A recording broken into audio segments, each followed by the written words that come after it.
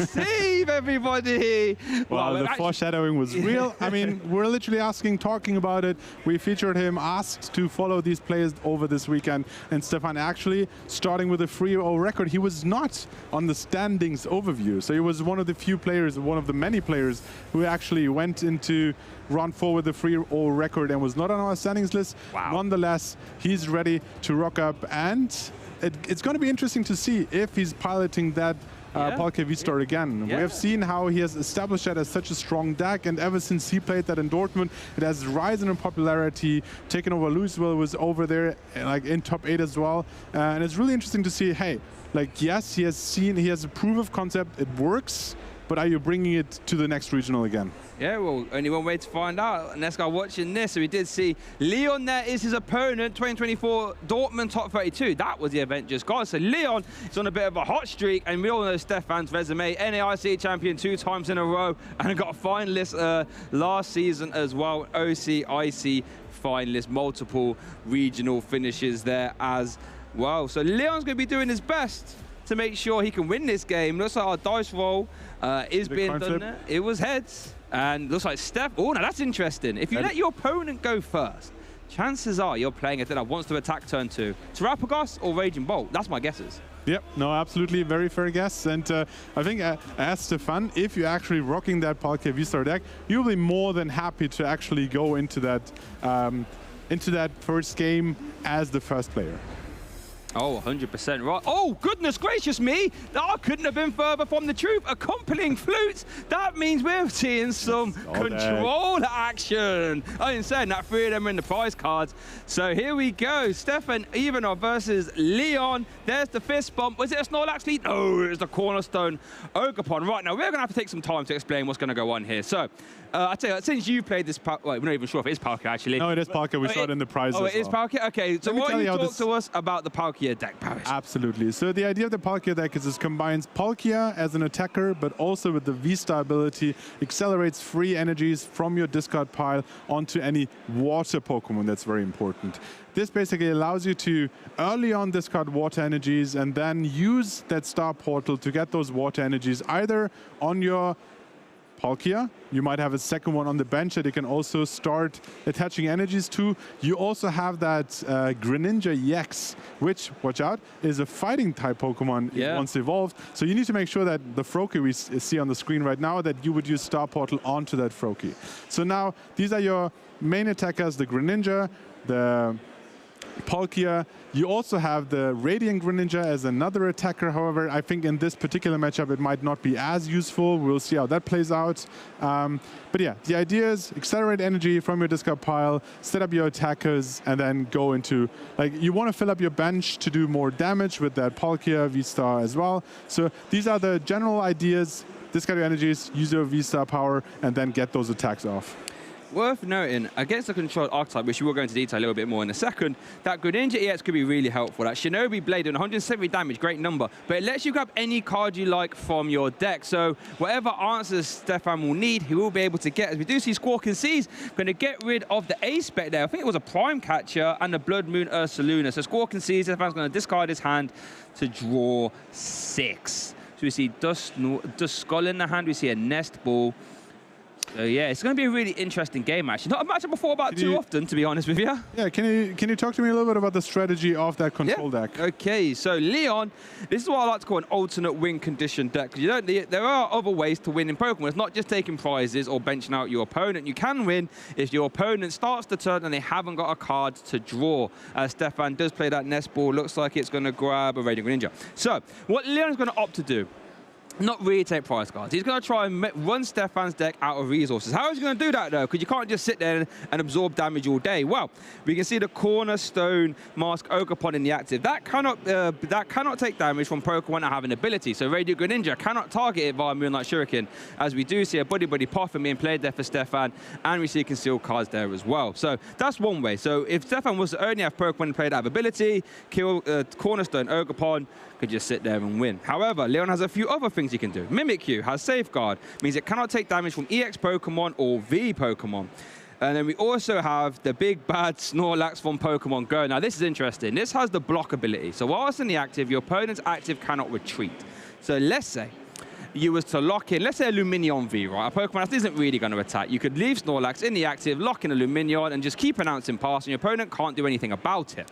So that's what Leon's going to opt to do. Make life awkward for Stépane, as we do see a pay retreat into the Froakie and pass with 3 Duskull. Now, I think the Duskull's going to be really interesting, but we'll get to that a little bit later. Let's see what Leon can do. Now, the weaknesses of these control decks are they traditionally can't draw a lot of cards. The only way they can do that is via the Rotom V, which lets you end the turn, instant charge, and then you can draw 3 cards to end your turn. So it looks like we're going to see the nest ball here from Leon, debating on what to grab. I'm going to do a little price check search as well.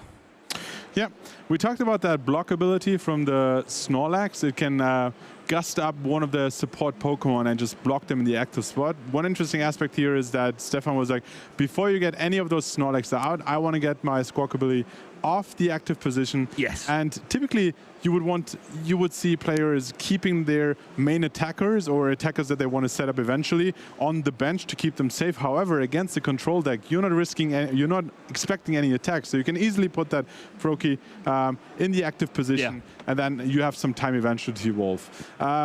I think the control aspect here is also interesting because, of course, looking at the list or from previous events, we know that the only way to get that Greninja EX into play is by playing an rare candy. Yes. So now there's supporters that would discard potential items from Stépane's hand, and there's also supporters that would discard items off his deck. Yep. So the quest for Stépane will be to eventually find that rare candy and evolve that before the disruption gets too speak big. of that support, there's an Eri. Is that going to discard 2 items from your opponent? Oh, goodness, but that is a miss. So Eri going to do a whole lot of nothing. But then Stépane's hand isn't really the greatest. We're going to see a Snorlax going to get benched. Rotom V, instant charge, draw 3 cards over to Stépane. Now, imagine if you top that rare candy. Wouldn't you love to see that? But we are going to see concealed cards, draw 2, 1, 2. Irida, rare candy would be amazing. Oh. Not no quite. rare candy. One interesting part is that you might be thinking, hey... And a pass. And a pass. Yeah, I mean, you have a lot of time against that's true. decks, That is right? true. Eventually, you might draw into that Pokestop as well, which allows you to potentially get that rare candy that you need. You already have 1 piece in the Greninja in hand, so we're only waiting at this point for that rare candy to be pulled. On top of that, you see those 3, I mean, 1 evolved now, but you see those 3 Psychic Pokemon on the bench as well. They have the one big advantage that if you were to gust them in the active position, they can always use their ability, yes, allow your opponent to take a prize, but get out of that active position. So they will never be locked in. And on top of that, they will help to get those damage numbers up to KO the Pokemon. Yeah, but worth noting, these control decks, they only get stronger as the game goes on, because they want to try and develop like a penny loop, they can heal and all that jazz. If you can, Misfortune says, look at the top 5 cards of your deck, opponent's deck, discard any items. We see a Night Stretcher so far, just a Night Stretcher, and the rest are going to get shuffled in. Not the greatest of hits there, but, you know, we'll take it. Yeah, 2 times in a row, not the greatest hits, and this just plays into Stépane's slow start, but he hasn't really lost any resources beyond, and we talked a little bit about Snorlax's ability with the block. You would want to have some pivoting options to get out of that lock position, right? And we have seen that I think it was the Prime Catcher. Yeah, that's been discarded already.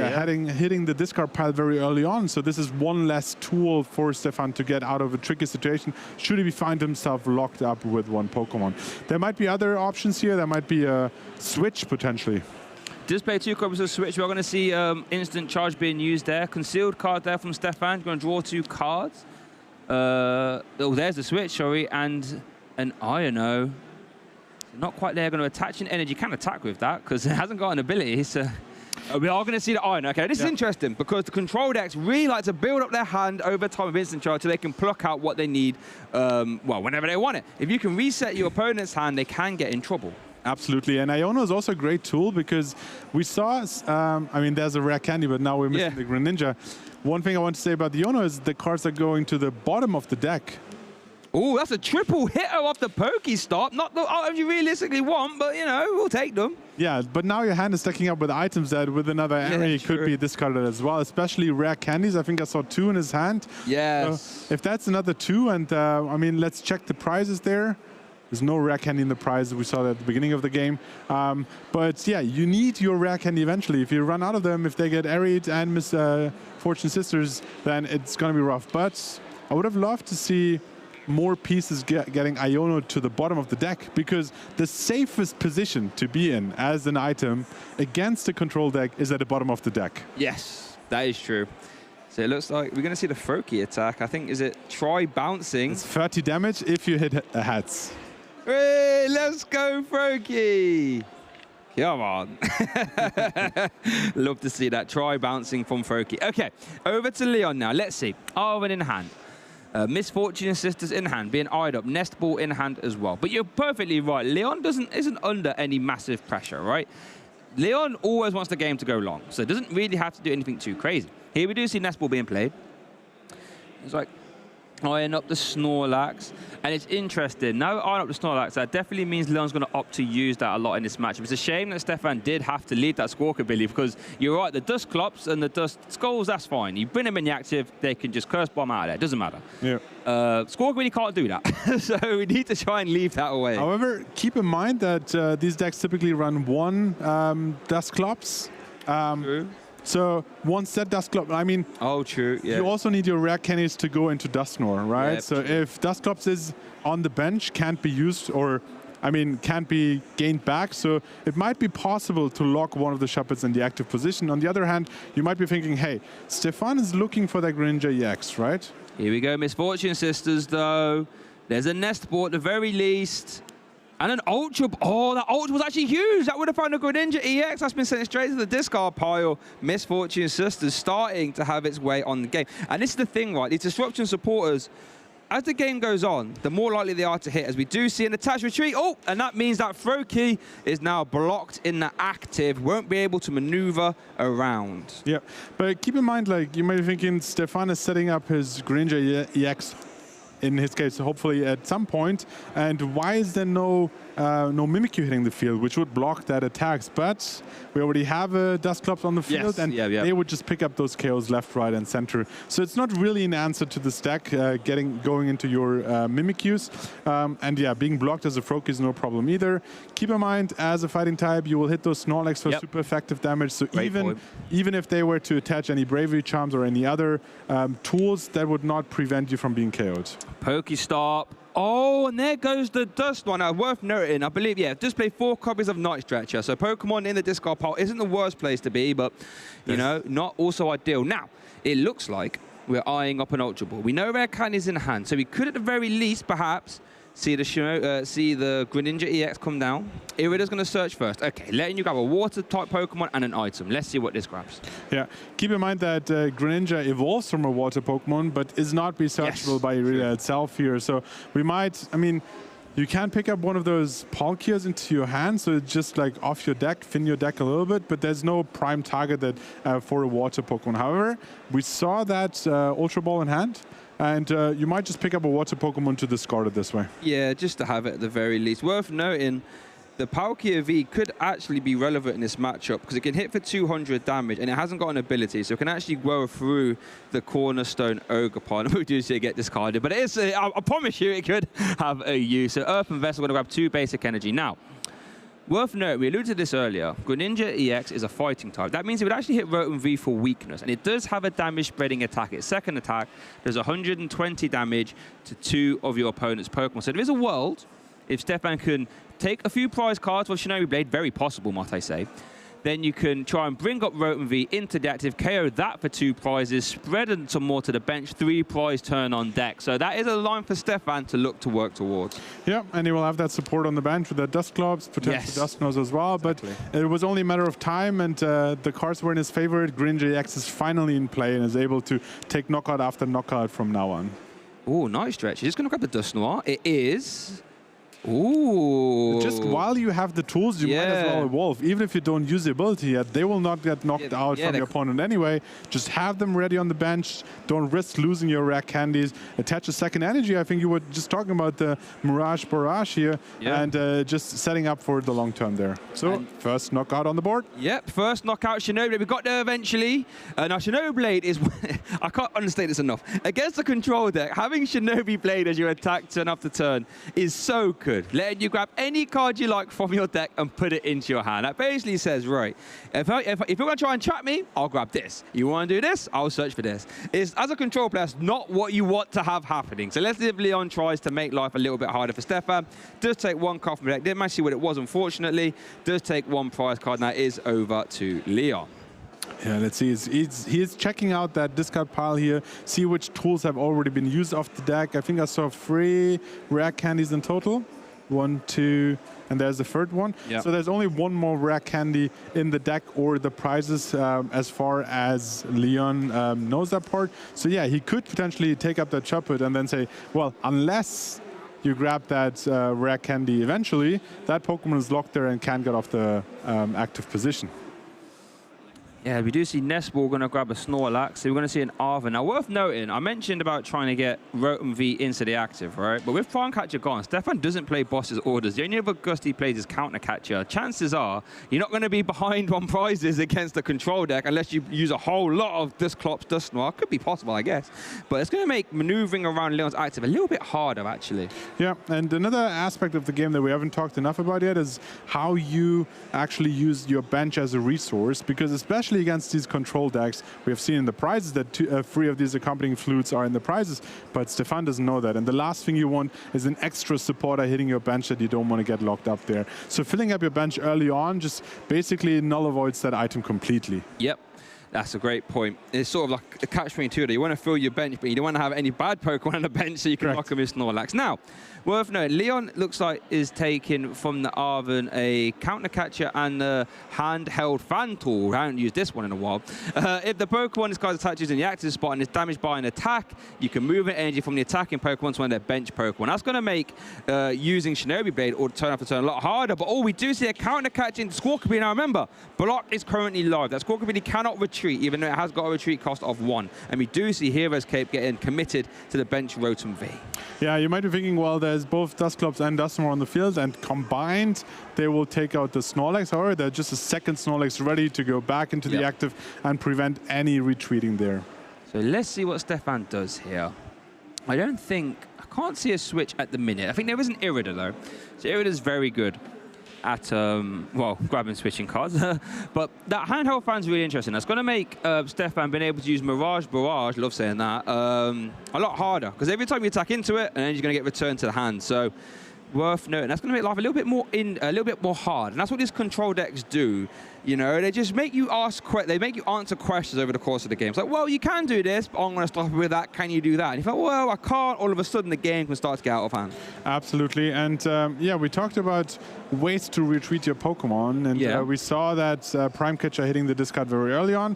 And we saw one switch earlier in his hand as well. So there's a switch. However, keep in mind, one switch won't be enough to win the game. Typically, at least once you KO the active Snorlaxes, that's only one prize at a time. So you will have to wait and at the right time pick out those big knockouts. Another aspect I want to talk about here is that currently Stépane is at 5 prizes versus 6. He can't use that Counter Catcher. No. Now, whenever you use either Dusclops or Dusknoir's ability, you give up a prize. However, you kind of need to use those abilities while not taking a prize yourself, because only then, if you give up 2 prizes, it will then allow you to use that Counter Catcher. Speaking of, is he eyeing up the Cursed Blast on the Dust, or was debating it? But you're right, you don't want to be taking prize. Such a weird way to play the game, right? Like, exactly. So I need you to take prizes, but I don't want to take them. So you would have to spread that damage. That might be helpful, but once you spread that damage, you might get something into the active that then allows you to retreat. So that is one extra retreat option that he would have here.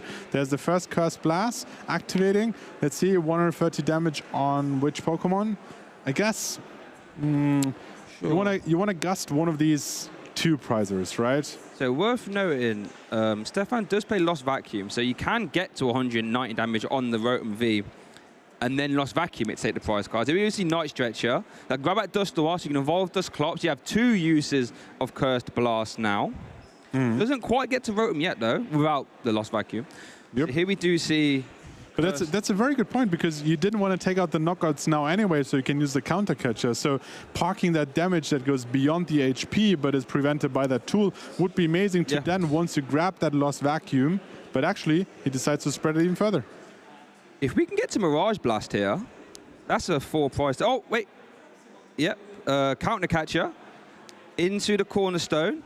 So now we can switch. So now we can retreat, I should say. But then we don't have a second energy. No, yeah, we attach. can't. Yeah, and an Iono. Okay, big, strong turn there. Love to see that. Now we mentioned that Iono is very devastating for control decks to play against. So they're gonna say, right, I'm giving you a hand of 4, and I'm now taking 2 prize cards with Shinobi Blade. I can bring up any card I like from my deck. You have to respond fast. Love this swing turn. Let's see what Stépane can do. Absolutely here. Very great choice. Keep in mind, there's one more rare candy somewhere in the deck for the Shepherd not to get locked in the active position. Yes. And once these two, keep in mind, once these two prizes are off the board, he still has to pick up 1 prize while not having anything to like gust forward and ignore that block ability. So at that point, it will only be 2 Snorlax, like 1 active, 1 on the bench. But worth noting, as we do see a Trek and Shoes, they're going to grab a Night Stretcher. Stépane's deck doesn't look that big, you know? No, it looks right. It almost looks like 2, maybe 3, 4 cards. It might be like 7 to 10, I reckon. We're looking at it from vertical, it's really hard to gauge. But yeah, it's not the biggest, is what I'm trying to say here. We'll actually probably get a look after the Shinobi Blade, actually. But yeah, worth noting that Stépane's deck isn't the biggest. It looks like Greninja is going to be in the active now, thanks to that retreat. I should say. Cornerstone Ogerpon is now in the active, no block. So we can see Shinobi Blade being used. We'll take a KO, take Stépane 2 prize cards, and then get to grab any card. Night Stretcher is going to be played here as well. Could this grab a Dusclops? Could grab a Dust Noir? It's really interesting that 30 damage earlier from the Froakie almost played a role. Yes, dangerously close, right? but through that Bravery Charm, it goes beyond the 210 HP anyway, so it didn't really matter. So we needed that extra damage to KO it through that. Ooh, I think it was 4 cards in deck there. 1, 2, 3, 4 cards. Yeah. Yeah, it's not that much actually. Do you have to search? Oh, you may search your deck. I was just wondering, can you fail to search off Shinobi if you like? It looks like Stépane's opting not to search, like that heads up play. Mm-hmm. Yeah, and he's down to 3 prizes at this point. So Iono would only. Iono would only have you draw 3 cards, so it's less likely you deck out through that. Ooh, not the greatest of Pokestop there. Only going to grab a Pearl Pad. So I was just thinking, if Stépane's on 3 prize cards, right, that means you can Mirage Barrage any Snorlax plus Rotom, provided you can get rid of the Hero Escape and win the game. Yep. That is possible. Unless, of course, you would have to first retreat again, find a tool, find an energy potentially to attach to that Squawkabilly again, and that would be 1 less energy you can attach. If Leon gets into the active, though, right? Absolutely. So as it stands now, at the very least. But you are right. I'm sure Leon will be doing everything he can to make sure that doesn't happen. Yeah, and of course, if you attack into that Snorlax. That's also before that, you would also lose an energy back to your bench. Yes, yeah, Makes it even harder, but of course at that point you're 1 gust away from KOing the Rotom and taking the last 2 prizes. So let's see how that plays out. I also want to see the energy management. I see 1 energy in the discard, 2, 3, 4, 5. Yeah. 5 and 2 active. That's 7 energies. That might be all energies actually. Let me count. Oh, it is. Sorry, you're right. Yeah. Yeah, there's actually. I mean. Again, I've seen some Palkia decks run 8 energies, but it's typically 7. So if he plays with that information... Sorry, big turn there. The Penny is going to remove that prior damage off the Rotom V, so there's no route to victory on this turn at the very least. The Snorlax army, as it were. Could even see the Rotom get benched again with the Hero Escape. I guess it's worth noting as well. Stépane does play 4 copies of Night Stretcher. I think a few have been used, but Night Stretcher could get back an energy if he likes. I also want to point out the handheld Felt might actually, if he has the option to play a second one, that would be huge, because if our count was correct, then all the energies are in play or in the discard pile. Yes. Right? The first handheld Felt puts 1 energy on the bench. The second one will put the second one on the bench, and then he wouldn't have left any attacking cost or any attacker, really. Oh, Lost Vacuum. Okay. Off the Irida. So let's have a look. Rare Candy Dust Noir. Curse Blasters 130. Gonna shuffle. Wait, is that game then? Can you Curse Blast onto Rotom? There's 130. Oh no, we're not energy. quite. Yeah, we're not quite there. Still need the energy as well. Getting a bit excited there, folks. I apologize. No, it's absolutely, especially with these games. Like, one aspect I loved about this format is how the community took games off stream, right, from the stream, and made them into puzzle games for people who haven't watched the game themselves to just relive that moment and see if they can find the path to victory here. So from what it looks like, we're just one energy short of that Mirage anyway, so that's not a play, but it would, of course, be huge swing to take free prize at once here. Oh, yeah. But at the same time, I said that the handheld felt is really annoying to play around. And at least for now, he opts not to discard that, because only really the second one would be interesting. So there's a water energy hitting the Dust Noir, and that will just be discarded if he chooses to use that ability. Yeah, having the energy on the Dust Noir is, well, very bad, as it were. Okay, accompanying flute. Any basic Pokemon? See what the last two cards are, actually. I think it was a Palkia V-Star and a Nest Ball. Yeah, that's what he just showed us. So Palkia V-Star, funny enough, can get his energies back. Not to good ninja though, but can actually get energies back into play at the very least via Star Portal. Yeah, but we would need 2 turns to evolve it into that first. There's Eri. Okay, so what have we got? We've got Ino, Switch and Lost Vacuum. They're going to get discarded. They would, I think, been very good for Stépane to use. I think only plays 2 copies of Switch. No, 1 copy of Switch. 1 copy We've seen it already. It's gone. So that means now any sort of swapping into the active and block could be disastrous. Squawkabilly could be in trouble here. Yeah, it was nice to use Squawk and Seize in the first turn. However, it's not the perfect starter against those control decks. He would probably prefer not to play it at all. It has 1 less Pokemon to be blocked in the active This position. gets a counter catch. That's going to be huge. Oh, well, it doesn't get anything, actually. All sent straight to the discard pile. So instant charge. So we can still at the very least see an Ino from Stépane. That's going to reset the deck a little bit.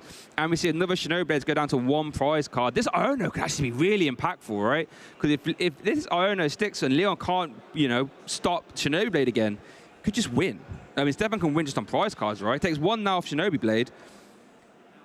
Goodness. And then there's only 1 attack away from winning the whole game. Exactly. So this is a close one here. Here we go. Okay, there's Ino. We had to see that, right? We can't be letting any Chi-Yu EX shenanigans come out and lose the game. So especially, going to see especially because you draw into that Palkia V-Star. Yep. Your last card was an item, so that could have been discarded as well with Misfortune Sisters, and then you wouldn't have any card to draw into. So it was kind of required to use that support of Iono here to just get more cards back into your deck. And it also really helps with both the extra cards from the Rotom that he draws as well, because, however, do you see that counter catcher in Leon's hand? Oh, did he draw into it off the Iono? Yep, there it is. Oh, it's a golden one as well. That could... I think it's really hard to play around that. He also has a Misfortune Sisters here. Okay, so let's look at the whole deck, I think. Whoop. There's that Ultra Ball. Get rid of that. Yes. Shuffle them up. And I honestly, at this point, don't see any way around that counter-catcher play. That's going to be tough. Okay, this Squawkabilly could be locked here thanks to that. Oh, and there's the concession. Yep. Wow, what a game there from that. Looked like that could go either way for so long, though, didn't it, Barris? Like, honestly, Stépane was just 1 attack away from winning, but Leon does take our game 1 here in our round 4 feature match here in Lille. And what a performance it was. Absolutely, it was back and forth. You might be thinking, control decks on stream, really? It's like so linear, so straightforward, but it was such an exciting game. It back was, and forth, and Stépane used all the tools to his availability. He got actually the rare candies when he needed. He got his Greninja EX out eventually, but it just didn't help against the sheer power of like disruption by just discarding decks off your cards off your deck. We saw how thin his deck suddenly were. You pointed out to what, 2, 3, 4, 6 cards? Like it was down to 4 at that point. Yeah. Didn't buy him enough time, and it's also a great skill to at this point realize. Yeah, we do see the replay here as, you know, early on the supporters weren't really hitting, but, you know, counter catcher brought a Squawkabilly. Leading that Squawkabilly was so dangerous because I said it's going to come round eventually, and eventually it did. Those supporter cards, big penny there, closing the door on his Shinobi Blade, but this was the turn. Eri getting rid of Lost Vacuum and the Switch basically said, right, at any point, if that Squawkabilly hits the active, you've lost, my friend, and there it was. I do wonder if Leon is going into the second game knowing, I only saw 1 switch and 1 prime catcher, right? So it's only really 2 items that gets you out of the active position. Yeah. Because it could have been the play that there's maybe 2 switches and it would have an extra point. But now, going into that, of course, there's the rare chance that it might have been priced. But Leon has a better understanding that there might be only 1 switch and he can play around that. But it already looks a little bit better with a better starter. Leon once again says, hey, I want to use my supporter cards as early as possible. So I'm absolutely happy for you to go first. And it's really interesting to see how this plays out. So we're going to lead the Origin 3 Palkia. Didn't see that in game 1. How did it got them both down here? And a pass. Okay, let's see what Leon can do. We didn't actually get to see those accompanying flutes in the last game because 3 of them were prized. We could see this is a prime time to use them here. We know all the Pokemon in the deck, right? So let's see what we can do. Heavy Ball here. Actually, Heavy Ball is one of my favorite items. Yeah, you carry on, talk about that. Yeah, not only gets you a basic Pokemon out of your prizes, but you see players taking note. It's like the easiest way to price check, right? You can check what is in my prizes, take note, and you know for the rest of the game, which tools do I have, which items do I have, which supporters do I have. So it's a really great item here, especially in the early turns. Even if it doesn't give you any value, any basic Pokemon, you still get the knowledge of what is priced, and it's way easier to look at your prizes and take note than going through your whole deck trying to figure out what is priced. And worth noting as well, in a control deck, typically, you're not taking prize cards. So you need to know what they are because chances are, outside of any sneaky Dusknoir shenanigans, as we did see actually, funnily enough, you're not going to take them. So the Cornerstone Ogerpon did get liberated. I'm sure Leon probably won't be putting that down again. Not the most useful in this matchup, but... Another aspect is like we saw Froakie not hitting the bench turn 1. I think that would have been a prime target here. It would be really nice to actually see Froakie getting into play so that eventually you can play that rare candy and evolve it. But it's not here yet, which basically gives Leon at least 1 extra turn to discard those rare candies and make it harder to evolve. Yes, no, you're 100% correct. Stépane was really able to get those Dusclops, Dusknoirs, and Duskulls realistically in play really fast, and this gives Leon time to try and get rid of those resources before you get. Because let's not make no mistake about it. If game 1 went really well for Stépane, right? If this game doesn't go really well according to that game plan, this might be a lot more of a bit more of an easier game for Leon there. Pokegear has been played. Look at top 7 cards of your deck and grab any supporter. Let's see. I didn't quite actually get to see what those 7 were. There's a Penny. I'm going to grab the Penny. Worth noting, did actually prize 2 copies of Penny. These Snorlax decks love to Penny loop over and over to remove damage. We saw how impactful it was in game 1. So only having access to 2 makes it a little bit harder. Absolutely, especially with that Dusknoir ability being able to spread damage, and we're just hyping up that potential Mirage Barrage, right? Yeah. But the only way it really works is if damage sticks for a longer time and sets up that turn, at least with like the slow pace of setting up those energies. And Penny is just there ready to pick up any damaged Pokemon. The other thing I want to say is that Rotom is an amazing Pokemon to have on the bench. You don't really want to have it active, give up prizes. And he doesn't really have a lot of options to retreat. He has free energies, but you need to draw into them to retreat that Rotom. So what might look like a desperation move using that Penny on a totally like full HP Rotom just helped him to get it out of the active and get that Snorlax ready as well. Yeah, and we do see as instant charge was used, Stépane slammed that Iono and said those cards are going straight to the bottom. So first hand of 6 for both players. Stépane going to start the turn off after the Iono with the Nest Ball. Now, if we are going to maybe see a Palkia V-Star action, we need to actually get some more bench Pokemon to actually start taking some big subspace Wilds KOs. We might not. We could actually see the Hydro Break being used. We saw this get used a lot back in the day against the Mewtwo V Unions. There's 200 damage flat, and it hasn't got an ability. So we could also see that. Nest Ball for now, though, is going to grab the Skull. Yeah. Now, you might be thinking, how do I approach this matchup best? I don't want to have anything stuck in the active position. How about I just don't bench anything that I don't want to have active? You might think, but then the accompanying Flute that we talked about earlier didn't play a huge role in the first game. But now, with so much bench space open, it's only a matter of time until Leon finds those items and can potentially find some of those supporting Pokemon. So if Stépane has a way to discard them early on, that would be amazing. Yeah, so it looks like Stépane's going to end the turn there with a Rule the Region. Don't get to say that one too often. Letting you search your deck for a stadium and popping it in your hand. So you're right, 3 bench slots open. Accompanying Flute could be huge here. Let you look at the top 5 cards of your opponent's deck, and then any... Oh, we're going to see an Eri first of all, though. I apologize. Look at your opponent's hand, discard discard 2 items. That's a miss, but we did see it miss in game 1 as well. I have to say, like, Stépane just finds this way to keep his all the items off his hands. They were like Ari missed twice now. We saw Misfortune Sisters at the beginning of the game. Despite having so many like items in your deck, like it just managed to keep them all off and miss those early hits here, especially. But yeah, for the control deck, it's just going to be another free cards. Yep, accompanying fan to the active as well. That accompanying fan is so huge, by the way. Here we are going to see Pokestop. Oh, nice stretcher, Dust Noir. Oh, not the greatest of Pokestop there. Well, actually, not a lot for Stépane to do. It has an energy, so we could see a Hydro Break, but that would move the energy off. That's the problem with that. So, could see a Water. I mean, you don't really want to see a Water. Nice stretch is being eyed up, so we could grab Dust Noir back. Curse Blast is, well, 130 damage. It isn't quite enough to get through a Snorlax on its own, which is unfortunate, but... It's actually, like, use any item you can while you can, because they might eventually be gone. And yes, there's the target with the Dust Globs. The energy won't be of any use, really, so it just sticks there and it's gone. But yeah, that's 2 on the active, 1 on Dust Globs, 1 in the discard pile. That is 4 energies. So there's 3 more energies that Stépane can play around with. Keep in mind, this time he might choose the route of going that with the Palkia, and the late game Palkia V-Star just start portaling free energies back into play might be huge here. Really could. So we are going to see, so it was a Hydro Break KO on the Snorlax, and then we are going to see Arven being played here. Then you grab an item and a tool card, that accompanying fan being... Oh, here we go. Here we go. Looks like Leon's going to get the flute out of his back pocket. So love to see this. Now, accompanying flute.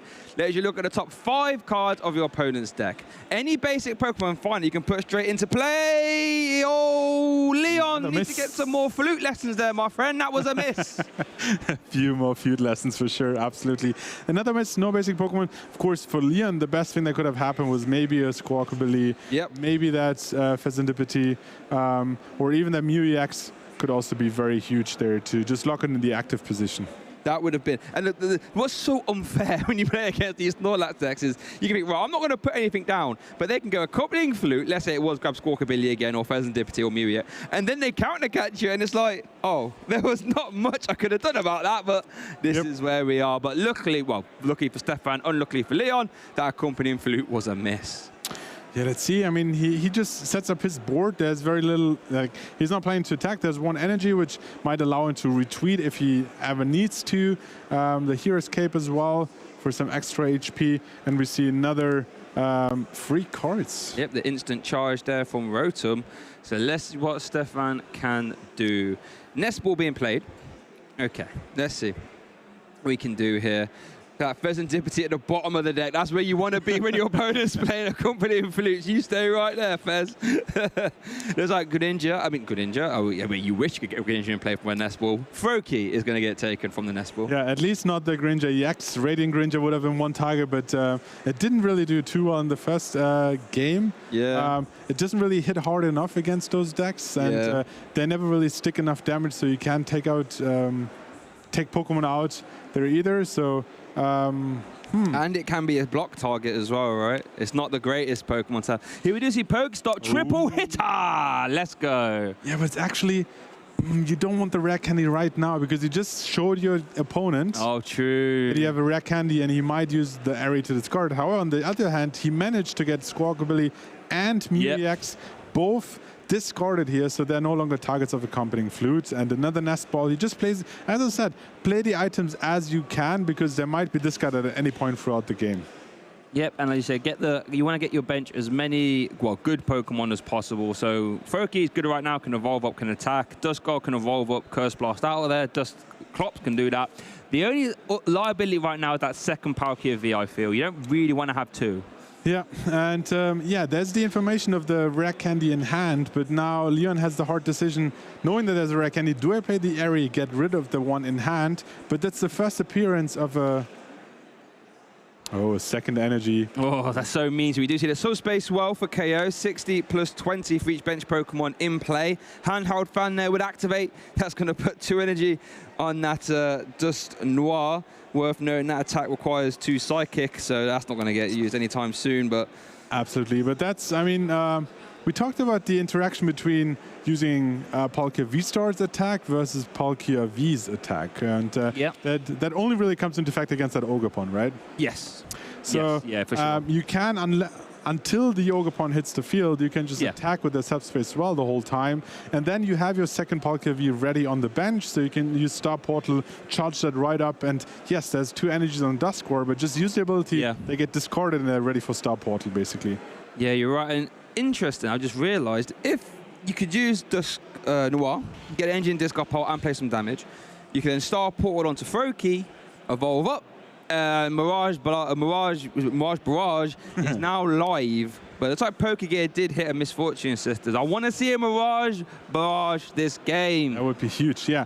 I mean, to finish up the point I started earlier, is like he knows that there's a rare candy in hand, right? Yeah, you would love that hit an Airy, right? Yeah, exactly. Hit the Airy, but then at the same time, there's still 3 more in the deck. You have the Pokestop, you have more drawing tools as well. So he has the option here. Of course, it's always better to discard the one you know of, but if you don't have the Airy...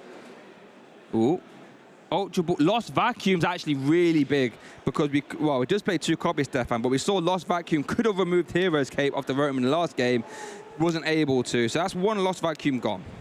Yeah, but there's a Wreck in hand, and I guess if you're Leon, you just want to make sure that you just hope that he has a Wreck Candy, but not the Gringer EX. I don't think in a while Leon had access to see which cards Stépane has in his hand here. No. So maybe this is just what we talked about a second ago, that now he can use Dusknoir's ability, get those water energies in discard pile, use Star Portal, and get that active attacker ready as well. Could do this time, do that.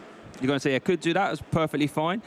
Counter, it's just, that's the problem with control decks. So you can see what Stépane's trying to do, and Leon's like, no, can't do that. You can use your Star Portal to get Hydro Break going, but I know you don't want energy there. You want them to be on your Greninja, but I'm not letting you put them there. I don't want to take too much away, but we just saw in his hand, he had the Reckandi, he has the Greninja, and he also has the Prime Catcher. Oh, goodness gracious I already see 1 energy in the discard pile, 2 are on the Dusknoir, so maybe this is the free price turn we talked about. I think Mirage Barrage is 120 though, right? So with the Hero's Cape, it's actually still outside of range. Yeah, the Hero's Cape gives it 290, and with the Lost Vacuum already gone. So, I mean, the dream is still alive. If you can Lost Vacuum, Prime Catcher, Star Portal, it's still possible. Let's see what pokes up. Switch! We will go with the Nestball and the Iono. I think we also have to point out that Mist Energy would actually prevent effects of attacks, right? So that would also negate that damage onto the bench? No, because it's still damage. It says no. Yeah, so it's still be placing. It's doing damage, not damage counters. So you should still be okay. Also, if it's in the active, it's definitely going to still take damage. So. That's true. That's true. So it looks like we saw Hisuian Heavy Ball. Going to grab Dusk Skull. We'll get there eventually. So worth noting now, Accompanying Flute, no longer a thing. Oh yeah, I need to double check this one. Mist Energy, prevent all effects of attacks. Mirage Barrage has no damage. It is an effect of the attack, right? That would place damage. It's not about whether it's damage counters or actual damage. So that would be interesting to know whether this would affect it or not and would prevent that damage onto the bench. But for now, we just see another Subspace Swell and another KO. So it looks like, yep, we're going to see a Subspace Swell, sort of switch to get there. That's the only copy of Switch, though. So that Switch is gone. All right, this is starting to look a bit. That's got another counter catcher though, so and that's the thing about these stall-out decks. Right, it's like you can get out the active once and play hot potato, but it's like, how often can you do that? I'm not sure. Now, I hyped up the moment that there was both the Rare Candy and the Greninja EX in hand. You might be thinking, why has he not evolved while he can? And I think the huge point that you brought up is he might want to use. Oh, Airy was just discarded? Yeah, Airy was discarded off the Pokestop. Sorry, just to interrupt you there, but carry on. Yeah, sorry, I just want to say, we pointed this out earlier. Star Portal only allows you to attach energies to your water Pokemon. So if you evolve it, you no longer have that option. And this only really comes into effect if you want to use Mirage Barrage. Because otherwise, like Shinobi Blade, you just need 1 water energy. You don't need like Star Portal to basically power that up. So this might be a play where he's like, it also gives your opponent a false sense of security where it's like, hey, my opponent has a Rare Candy, but he hasn't evolved it despite me having the option to Airy it away. So maybe that will actually let Leon think that it would not have a Greninja EX in hand. Yeah, no, that's a really interesting point, actually. It's really awkward, right? You'd love to be able to get the Greninja into play as soon as possible, but you're right, and because then you stop the Star Portal shenanigans, so... Yeah, so we're up there. Arvin, they're going to grab the Night Stretcher and that Bravery Charm. Going to make a Brave Snorlax, I would imagine. There's goodness gracious, not what you want to be seeing. All these Snorlaxes, they just won't go away, Barish. You've got a Counter Catcher. I told you, this Palkia V, you didn't need that, but that's the problem against these Snorlax decks. If you lead a Pokemon you don't want, chances are you can't get rid of it. Absolutely here, and however, there's still the attack. You can use your Vista. I mean, you now have to pick your battles, right? Do you want to power up your Palkia V, or do you eventually want to power up that... Oh, wait.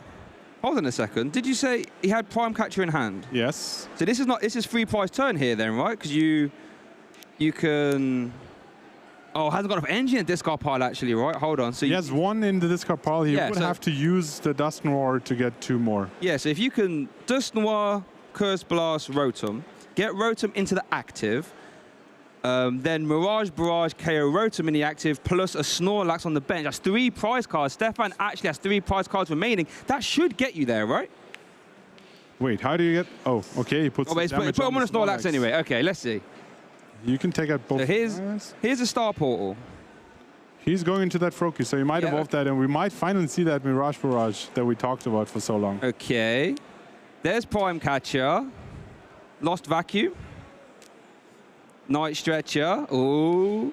Or you could use Curse Blast again to get the prior damage. Mirage Barrage would take 3 prize cards, carrying active Rotom and a bench Snorlax. And Stépane Ivanoff takes game 2 here in our round 4 feature match. And we finally got to say it. Mirage Barrage for game, baby. That was a long setup, long coming, but finally picking up the 3 knockouts. And Stépane Ivanoff, seeing in the first game that he had no out, immediately packing together, getting ready into the second game, winning now, and now he has the chance. Of course, we saw it takes quite a while to actually take all your prizes, but at least he puts himself in a spot where maybe with the right setup, he might take that 3rd game before the time runs out. Yeah, I mean, chances are for a control deck to win in let's just say 5 minutes or so, pretty low. The chances of a Palkia deck doing it a lot higher at the very least. So let's take a quick look at our game 2 replay here. Night Stretcher getting in that prior damage, so impactful. I think that we're currently looking at game 1. Oh, this is game 1. Yeah, I apologize. Yeah, but here we did see the Shinobi Blade just... That Greninja EX is just doing so well. Searching out cards, spreading damage. It's just very nice. Shame it's not a water type, though. Although, if it was a water type, we wouldn't be hitting the Rotom for weakness, so maybe you do want it to be a fighting type. Yeah. That fighting type and the extra damage was really helpful to get the Snorlax, get the Rotom, even through the Hero's K, right? Like, so much more HP, but you still pick it up thanks to that weakness. Yeah. It's suddenly like 320, or if you use 240, dependingly.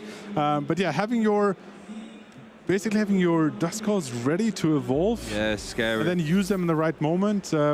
But at the same time, I guess Stépane also had luck on his side when neither of the accompanying flutes or early on Aries really hit anything.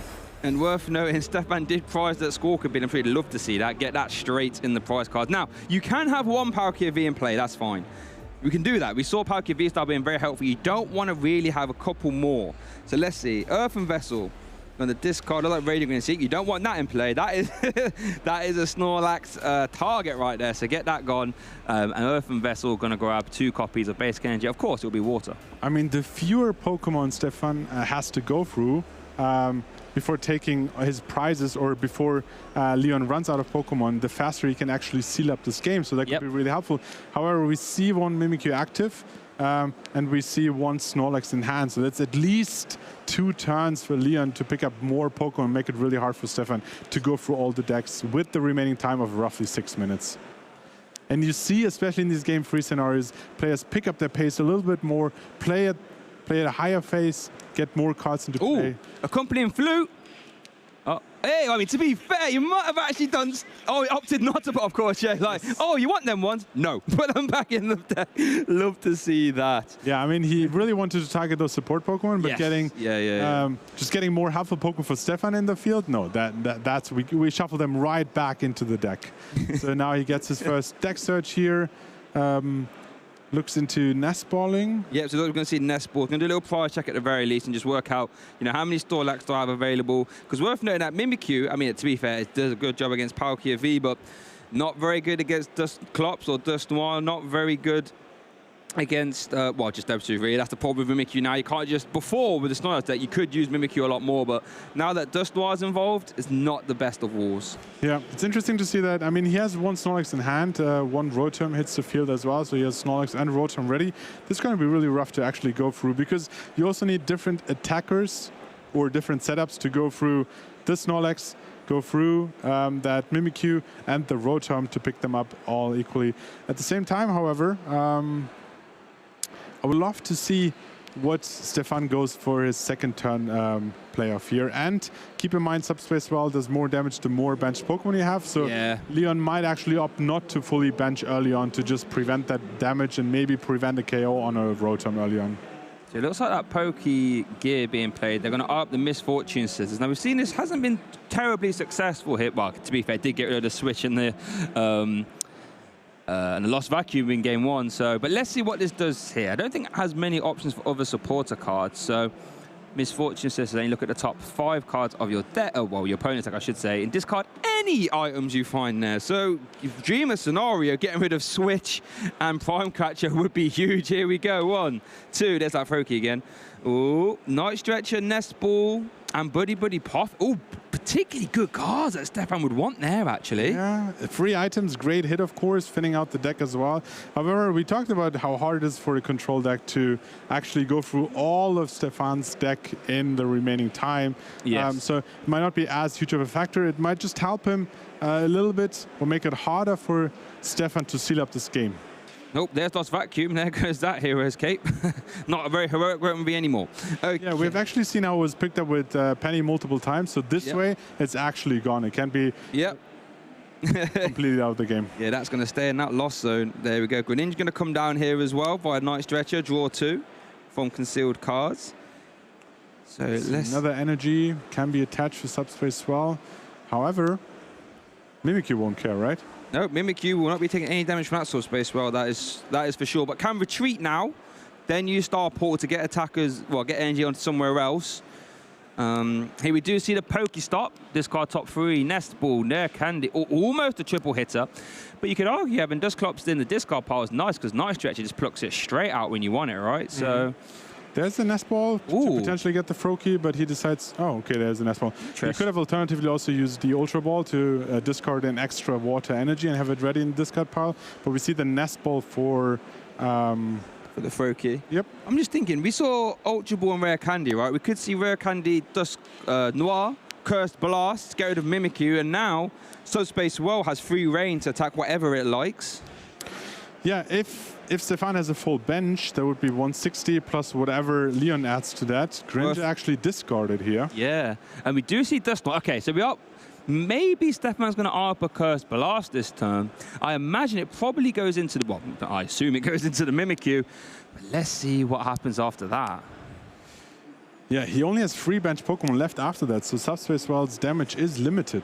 True, that's a good point, yeah, because you take out another Pokemon, so there's only 1 benched Pokemon on Leon's side. So quick math is 60 and a total of 4 benched, so 140. And I don't think that's enough for either of these 2 Pokemon. So he won't be able to take another knockout. And like sticking damage, I guess it forces Leon to use another Penny. Yes, it forces them to start playing Penny, which means they're not playing Eri. They're not playing Misfortune Sisters, which is really nice. So you could argue, even though it's not the greatest, it at least forces them to play Penny, which means your resources should be safe. Are we going to see a Moonlight Shuriken? Oh, no, we're going to see Star Portal onto the Palkia. I don't mind that, actually, because that can be a liability. We know that. Oh, but we can see a retreat into the Hydro Break. That does 200, and that does KO Rotom V. All of a sudden, Leon has 1 Pokemon left in play. Yeah, and I talked early on how like he needs more bench Pokemon to make sure, but there's just another Snorlax in hand. We saw another Nest Ball in hand, so he can fill up that bench right away and prevent at least losing all his Pokemon. So yeah, a Nest Ball, potentially get another Rotom into play, but keep in mind, Stépane already down to 3 prizes. Really is, as time does keep ticking on. As we do see the Nest Ball being played, let's have a little quick discussion about the time rules in case you don't know. So let's say the timer does get called on Leon's side. there will then be each player, there'll be 3 additional turns. If the game does not conclude naturally in those 3 turns, this game 3 does not class as finishing. So let's say this game was to go to time and there'd be no natural conclusion, this round would end in a tie because both players have won one game. Yeah, and in case you're wondering, what does 3 more turns mean? It's actually, we talked about Leon being, it being Leon's turn, so that would be what we consider turn 0. So he finishes turn and then 3 more turns, which means it goes over to Stépane once, back to Leon, and then Stépane one more time. Yes. So with time being very close, I think the judges will confirm when the time is actually over. Yep. We see a dice with 2 on the board. I do wonder if time was already called and this is already the second turn. Potentially, usually players pick dices and then turn them around every single turn to indicate.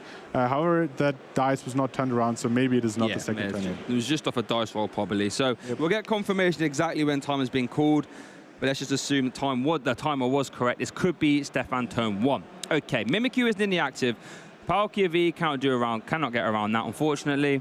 So let's see what Stépane can do. The question is, do you have any tool to get around that Mimikyu in the active position? You're already ahead in prizes, so you only have 3. You can't really use your counter catcher here. Have we seen the prime catcher? No. There is still a route, right? What you'd have to do is Curse Blast the Mimikyu and then just Mirage Barrage to... Oh, it's going to be really hard to Mirage Barrage now, though, because... And you also don't have any... You don't have any Curse Blast set up. You can't really use it this turn either. Yeah, so you'd have to take the turn off to get that. I mean, Dust Knight is going to be essential for this, but actually, yeah, now that Mirage Barrage has been used, worth actually noting, the text on Hydro Break, you don't get to see it too often on the Palkia. It actually can't attack this turn unless it switches around. So this Palkia can't even attack right now anyway, so that's something to keep an eye on. Yeah, good point. So it doesn't really matter too much if he gets rid of the Mimikyu this turn or not. Can buy himself another turn. Don't see any other attacker ready. I guess you could, if you find a route to evolve like Greninja, you could potentially attack with that this turn, or not into the Mimikyu, so you would need that. I mean, we've seen Irida. Did we see a supporter played this turn yet? No, we didn't. So he could Irida into that prime catcher actually, but he first chooses to draw 2 more cards with that concealed card ability. So let's see what happens here. Do we see Dust Squall? Would love to see that in play last turn. Irida there. Obviously counter catcher, that's not live. we won't be using that. So there's the Irida, which can get you. I mean, I guess you want to keep that for 1 more turn potentially to use it when you can, but here get an extra water Pokemon and an item out of your deck. So this could access the prime catcher, but he's skipping through that. Oh, going back right there. So there's the prime catcher, and maybe no target for the water Pokemon. Ooh, that's another option, of course. Ooh, if you evolve it, that effect of not being able to attack goes away, so you could use Subspace as well. But again, you still need to find a way around that Mimikyu. Yeah, I mean, because Subspace onto Mimikyu doesn't mean it's going to do anything, but yeah, you're right. So, interesting. There is the Prime Catcher, though. I guess we could see maybe Rare Candy evolve Shinobi Blade as well. Take care of Snorlax, go down to 2. I don't think he has all the pieces in hand yet, though. That's deck, isn't it? Yeah, that's the deck. Yeah, that would be a nice hand to have, of course. That would be. Yeah, you also kind of, if you get the Prime Catcher out of deck, you make yourself vulnerable for another Airy play unless you use it this turn. So let's see what he has in mind here. And if the other problem is, if he Prime Catches a Snorlax, right? Yeah. Right now, he doesn't really have a way to then go back into the active position. Nothing can really retreat. Oh, well, there's a switch. That gets you there. I spoke too soon, yes. Okay. So looking through the discard pile from Leon once more as well. And yeah, I guess now with Prime Catcher and Switch, you might have a way to attack this turn as well. However, you still need 2 prizes. You have, I guess if you pick out, if you knock out a Snorlax now, right? And then have Dusknoir ready to pick the Mimikyu up next turn. And then KO the Snorlax, you would get your 3 prize that you need. That is true. Okay, so let's see. This will give us a little bit of clarity. So we're going to see the retreat for 2. The Skull in the active. Prime Catcher into a Snorlax, of course. That's going to bring Palkia V back. Evolve, attach energy. Evolve, attach energy, Subspace well. And that will be a KO. Okay. I mean, there was one way around not having to use both Prime Catcher and Switch, where you just manually retreat and then use the Switch. So you keep your Prime Catcher you keep your switch in hand this way and still get to attack. So yeah, now I think the route to victory here, and we see a second dice hit the field, and this might indicate that Leon is currently in the second turn, which gives Stépane one more turn, right? And that might be the route I talked about, where he takes the Mimikyu out. I guess one potential play could be get Mimikyu off the board with a penny. Yep, that would work, and then put down the Snorlax. Yeah, any Pokemon that's got more than 130 HP, right? That's all we need. Yeah, because Mimikyu just gets Curse Blast. What's in that hand? Bravery Charm. Does Bravery Charm push the Snorlax outside of range of subspace as well? Probably does, right? Here we are going to see Pokestop. That's Accompanying Flute. Can't even play that right now. Okay, so see Pokegear. Okay. Currently, it all comes down to this moment. Like, we're literally in the last turns of the game, or the second penultimate turn here. I think if this was already the third turn, then there would be no point to play on. So we have to assume that there's one more turn for Stépane. And here you see him just sitting back, watching the action happening, and then ready to strike and potentially take the last two prizes. Okay, so Pokegear. We see Boss Swords is not bad, but we know switches in hand actually, and Leon knows the switches in hand because it got Pokestopped into the hand, right? So you know that. It wasn't an Eri in that top 7 there, was there? Arven, Boss? No, just Arven and Boss. Okay. Yeah, so I think it's going to be Arven. So I'll grab a tool card and an item. Which also means the switch in Stépane's hand is safe for this turn. Yes, that is correct. So that switch isn't going to go anywhere. Which items are you looking for? I don't know, that's what I'm trying to work out. I mean, has a Bravery Charm in hand. He's going to grab one by the looks of it. Hero's Cape's gone. Not Accompanying Flute. So Handheld Fan doesn't really do much. One's in hand anyway. So I think the item is probably the key thing here, right? Looks like a Nest Ball to get an Ogerpon into play. I mean, it's got the most HP, right? That's what it comes to. It only has 210, but is the tankiest thing. Because the thing is, with the Subspace Swell, it's capped, because if you don't bench any Pokemon, the damage of Subspace Swell is really capped right now, right? Yeah. Currently, with 2 benched, you just about hit 200, so that's short of the damage you would need. So he gets the Bravery Charm and the Nest Ball, and is considering to play down the Ogerpon or not. But there we see it, Nest Ball played, Ogerpon on the bench. Let's see if Leon finds a way out of losing this game. I think it's basically it's Stépane's game to win. Yes. From this point on, it's either a tie or Stépane finds all the pieces and wins this game. So the question is, can Leon? I mean, running away with a tie against Stépane is amazing, right? Yeah. He would rather tie here than lose, of course. So the question is just, is this Stépane's game to win, and how does he find the remaining pieces to get there? You have the Bravery Charm in hand as well, so that can increase HP. We love that. We love to see that. Going to go on a Snorlax. So yeah, this is it. I'll tell you, this is what I like. This has been a really good feature match so far. It hasn't been the normal control. There's so many intricacies here.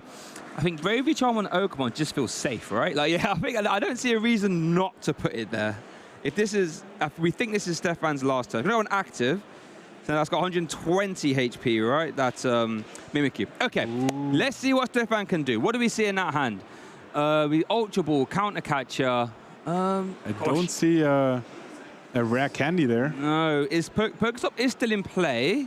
Oh, not going to do it on a Pokestuff, are we? Goodness gracious. Okay, let's have a look. What's that discard pile? A lot of energy. Starport has been used. So the Ogerpon is actually quite interesting, right? Because now, if they take out the Mimikyu, you can just promote Ogerpon, and you're somewhat safe from the attack. So you would have to find a way to KO both the Mimikyu and find a Gusting Way, which I don't think he has left in the stack, because the Prime Catcher's gone. He doesn't play a boss, and Counter Catcher's not active either. No. So there's no way really to target that Snorlax once the Ogerpon is in the active position, and Leon might have just found a way to prevent that. And I wonder if 2 Curse Blast could change the outcome here, but he's still short of rare candies. I mean, they're in the deck, and Pokestop will probably come into effect at the end of this game. So yeah, let's just watch how they play it out here, and if he finds a way to take those knockouts. At the same time, that's... Wait, there's... Ogerpon has 210 HP, right? Yes. 2 Curse Blasts from Dusknoirs, enough to pick it up? Yeah. Get your last two prize cards. That's also one way to get there. Yeah. So if you find, I mean, you need 2 rare candies and both your Dusknors. Yes. And if you think about it, the tool, the Bravery Charm, didn't even change that math. No, it goes up to 260, which is still enough. Ooh, Ultra Ball, not rare candy. I think we already we need rare candy, right? It doesn't have an energy in hand either to use concealed cards, so it gets tricky from this point on. Yeah. Wait. There's a Lost Vacuum and a second Pokestop in hand, so you can discard his own stadium, play a stadium, and use that again. Yes, and get two another roll. Yeah. Goodness gracious me! I think. There's also Trekking Shoe. Yeah, Trekking Shoes as well. Here, so it looks like we are going to see Lost Vacuum. I imagine he said he's going to try and get another roll of the Pokestop here.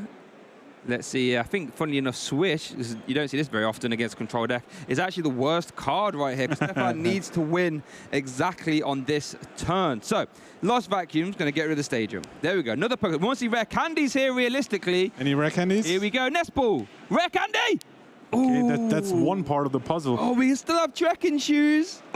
Oh, boy. It's not going to be Trekking Shoes for game, is it, folks?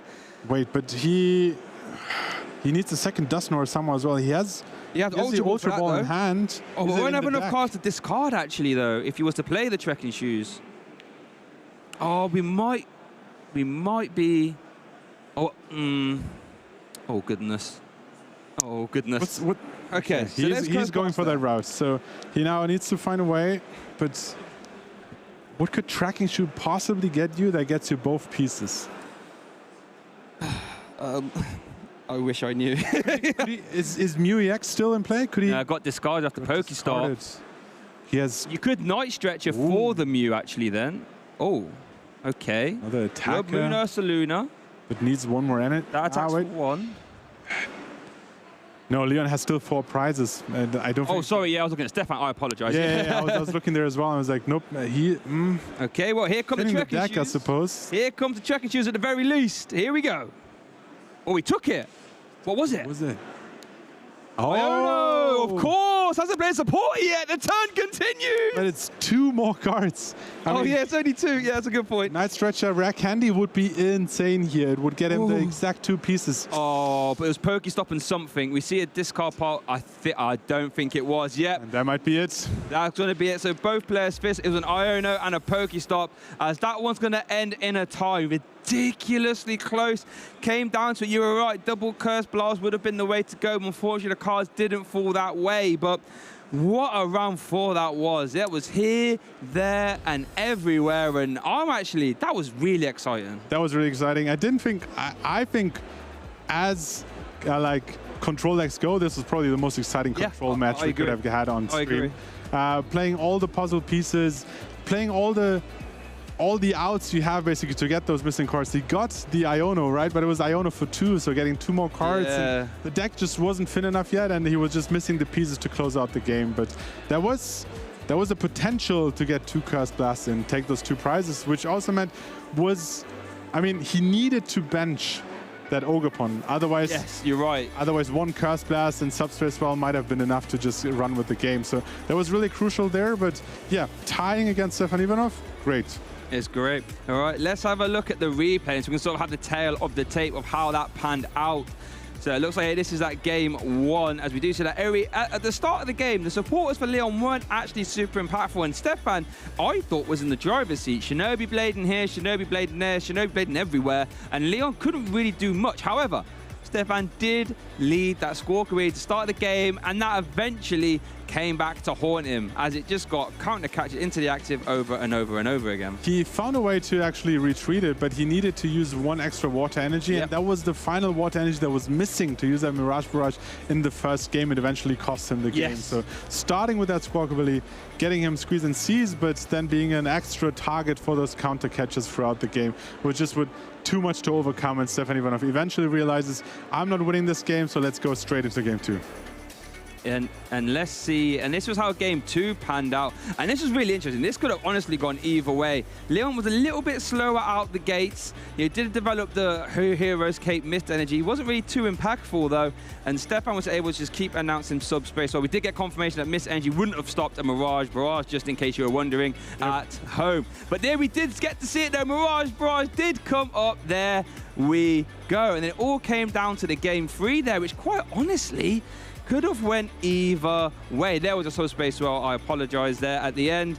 I have to say, it was like, considering there was 6 minutes on the clock going into game 3, you would have thought that it would come to literally like 1 card or like 2 cards missing to finish up the combo, literally. right? So it was really well played from Stépane, playing all his outs, getting the pieces, and seeing. You also have to see the path to victory for executing it with those puzzle pieces. Couldn't just get it there. So 1-1, tying up the series here, going into the next round with a 3-0-1 record. Still, 10 out of 12 potential points. Amazing setup. Yeah, you take that. As we do see here was the last turn there of game 3. So close. The 0-2 didn't quite fall Stépane's way. Needed to see another Curse Blast, but unfortunately we did not. But like you say, I'd be very happy to take the tie here from Stépane Ivanoff. Now, we did actually mention our players to watch. They all come from, you know, they all come from the same area in Paris. Stépane is part of that crew.